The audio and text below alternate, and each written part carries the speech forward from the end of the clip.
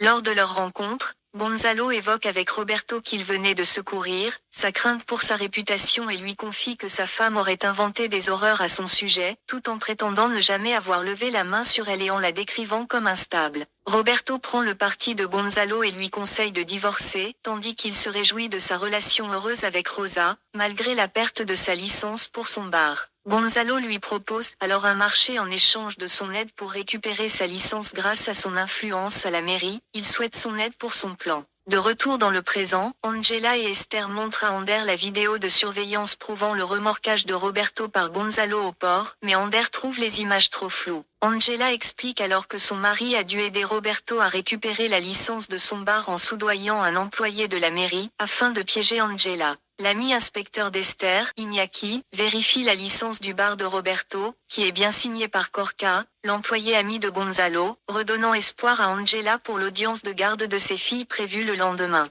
Angela apporte des courses à sa mère, où Mirabel tient à témoigner contre Gonzalo malgré le risque de perdre ses papiers. La mère d'Angela raconte que Gonzalo est passé plus tôt pour fouiller dans la remise. Angela s'y rend mais ne trouve rien de probant. Elle continue cependant de penser que sa visite n'était pas un hasard, mais Esther lui conseille de se concentrer sur l'audience. Le lendemain, Angela relate les années de violence verbale et physique subies de la part de Gonzalo. Ce dernier prétend qu'Angela a toujours été instable, qu'elle a abandonné volontairement son travail et qu'elle a failli lors de la naissance de leurs enfants. Le témoignage de Mirabel sur les coups et la peur d'Angela est contesté par la défense de Gonzalo, qui évoque une vengeance professionnelle ou des dangers pour les enfants avec l'épisode du parking et harpon ainsi que la maladie mentale de la mère d'Angela. Mais Ander rappelle les examens positifs des psychiatres concernant Angela et expose le plan de Gonzalo piéger Angela en concluant un marché avec Roberto pour la faire passer pour instable, en échange de l'aide pour récupérer sa licence via l'employé de la mairie payé avec des travaux fictifs. L'avocat de Gonzalo réplique que les travaux vont bien avoir lieu, ce qui affaiblit la défense d'Angela. Désemparée par le verdict qui vient de tomber en sa défaveur, Angela s'emporte contre Gonzalo à la sortie du tribunal avant de partir. Elle revient chez Esther, déterminée à ne pas abandonner pour retrouver ses filles. Réfléchissant aux connaissances de Roberto sur sa vie intime, Angela comprend que Gonzalo était venu chez sa mère récupérer ses journaux intimes de 1998 à 2001 lorsqu'elle était au lycée.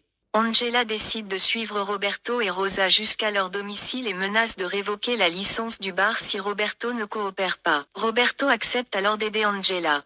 Roberto appelle Gonzalo pour l'informer qu'Angela est au courant des journaux intimes dont il aurait gardé une copie sur l'ordinateur du bar où Angela s'est rendue pour les récupérer d'après l'alarme du bar, mais prétend être à l'hôpital pour l'accouchement de sa compagne et ne peut pas intervenir. Gonzalo se rend en urgence au bar de Roberto et attaque violemment Angela, mais cela fait partie du plan d'Angela. Elle filme la scène sur l'ordinateur du bar, en la diffusant en direct à une réunion de parents d'élèves qui a donc assisté à la scène. Esther a appelé la police et les secours pour intervenir pour arrêter Gonzalo et prendre en charge Angela gravement blessée. Angela se retrouve à l'hôpital, où Roberto vient lui rendre visite pour s'excuser de sa participation dans le plan de Gonzalo pour la piéger. Angela lui répond seulement de mettre son bar aux normes de sécurité. Gonzalo est incarcéré suite à son attaque contre Angela. À sa sortie de l'hôpital, Angela retrouve ses filles chez sa mère, où la famille se réjouit de sa présence, et elle décide d'y installer sa famille. Angela reprend sa vie en main et travaille sur un concours d'architecture.